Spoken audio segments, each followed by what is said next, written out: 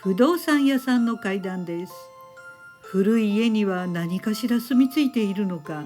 良いものに守られているのか、新築にはない不思議な出来事が多いように思います。さて、これは以前にも登場した平田さんがまだ若い10代の頃に体験したお話です。平田さんがまだ17歳くらいの頃、悪友たちとバイクを乗り回したりナンパをしたりで遊びほうけていたそうです。友達の半数は高校にも行かず、定職にも就かずにプラプラしていました。そんな遊び仲間のうちの一人で、2つ年上の先輩マサルさんがいたのですが、ある日そのマサルさんが、俺は今の借家を出ていくことにした。月2万円で貸してやるから誰か住んでいいよ、というのでした。それはマサルさんが借りて住んでいる平屋の古い借家で、そこを急に出ていくことに決めたというのです。それを聞いて平田さんの一番の親友のカズさんが、無職にもかかわらず借りると言い出し、なぜかすんなりカズさんが借りて住むことに決まってしまいました。その借家ですが、かなり古く築50年ぐらいの木造の平屋で、同じ敷地内の奥にその借家の大家さんの2階建ての家が建っていたそうです。借家は広い駐車場のあるボロ屋でしたが、日当たりがよく、言ってみれば住みやすいボロ屋だったので、カズさんが引っ越してくるとすぐに悪ガキ連中のたまり場となってしまいました。さて、その借家ですが、カズさんが住み出してしばらくして分かったことがありました。カズさんの前の住人はあの先輩のマサルさんでしたが、そのマサルさんの前の住人もさらに先輩の義行さんという人だったそうです。その義行さんは若くしてその借家の中で亡くなっていました。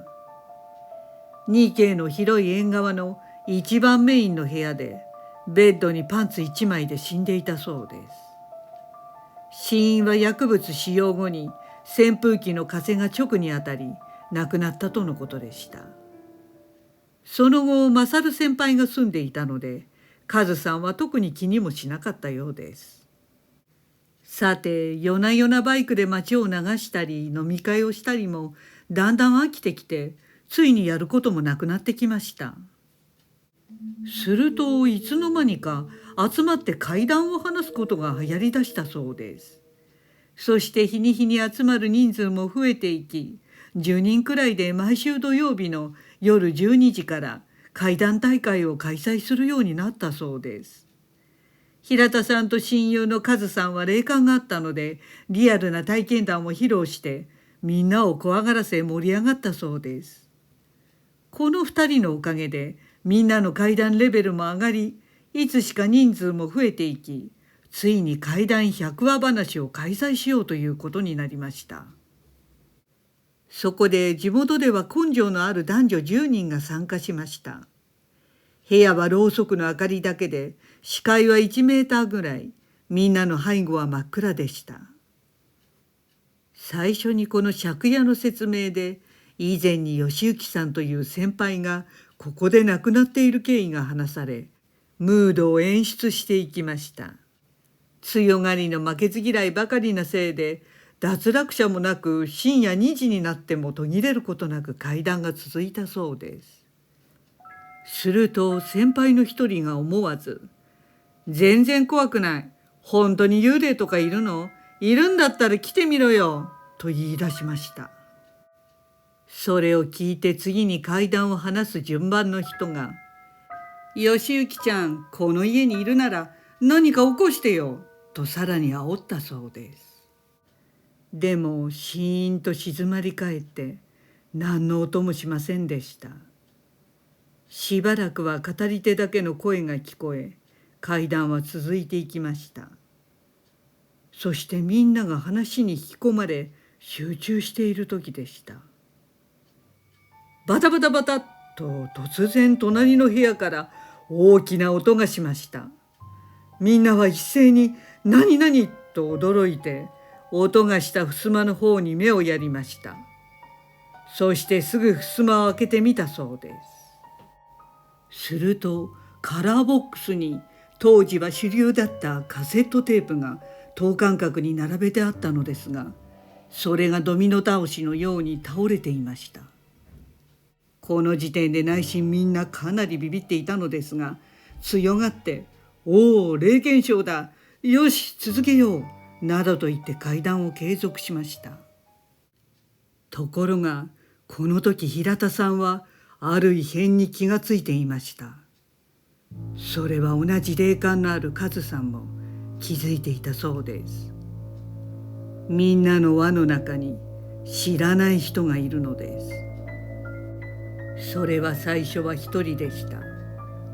そしてどんどん話が進んでいくにつれて、一人が二人、二人が三人と、その知らない人の人数も増えていったそうです。それはずぶ濡れの人、防空頭巾をかぶった少女、顔しかない人などなどが輪に加わって話を聞いているのです。平田さんは恐怖の中、息を殺してずっと様子を見ていました。そのうちおやっと思いました。話している人の声の響きがいつの間にか変わっていたのです。それはまるで地下水が溜まった穴の中で話しているかのように反響する声でした。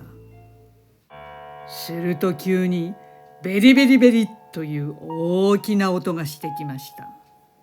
平田さんは一瞬にして我に返り、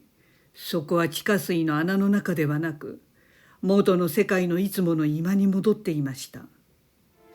気がつくといつの間にか目の前にいる女の子たちは全員泣いています。男子も驚愕した顔で誰も話すことができずにいます。そしてさっきのベリベリベリという何かが剥がれるような音の正体が分かりました。それは縁側の壁に貼られていたレンガ模様のクロスが天井から剥がれ落ち、ちょうど床までの中間でぶらりと垂れ下がっていたそうです。人が故意に剥がさない限り自然に剥がれることはありえない壁のクロスが見事に剥がれていたのです。その光景にみんな騒然となりました。そして今話している最中、水のポタポタと垂れる音を聞いたというものや、誰かのうーっとうなる声を聞いたとか、また家が揺れたというものなどがいたそうです。気がつくと外はだんだんと明るくなっていき、もう誰も階段を話す者はいなくなりました。参加者は疲れてみんなその場で雑魚寝をし、階段会話を開きとなりました。そしてその朝、平田さんとカズさんはばったり菓子屋の大家さんと家の前で会ったそうです。平田さんは深夜の会議が亡くなった義行さんの霊の仕業とも思えなかったので、おはようございますと挨拶して大家さんに聞いてみました。ここって義行さん以外に誰か亡くなっていますかと担当直入に聞くと、顔色一つ変えずに大家さんは、縁の下を覗いてごらんと言いました。二人がかがんで見てみると、そこには蓋で塞がれた井戸がありました。大家さんによると、その井戸で昔女の子が落ちて亡くなっているのだそうです。そして井戸を埋めようとした業者も急死し、女の子の父親はその家で首をつって亡くなったということでした。平田さんはあまりに腑に落ちる話で言葉もなかったそうです。するとカズさんがちょうどいいタイミングと思ったのか、家賃の2万円はいつ払えばいいですかと大家さんに聞きました。すると、家賃？マサル君は親類だから家賃なんてないわよと言われて、カズさんはピンハネかよと思ったそうなのですが、考えてみるとマサルさんにも家賃を払ってくれとは言われていませんでした。そういえばマサルさんはあれ以来姿を見ないので、大家さんにマサルさんがどこにいるのか尋ねたそうです。その時点では大家さんは自分も知らないという返答で、どうやら行方不明のようでした。ところがそれから数年後、マサルさんは自ら命を絶っていたのを発見されたということでした。もちろんカズさんはその家をすぐに引き払ったそうです。ご視聴ありがとうございました。よろしければチャンネル登録といいねボタンをお願いします。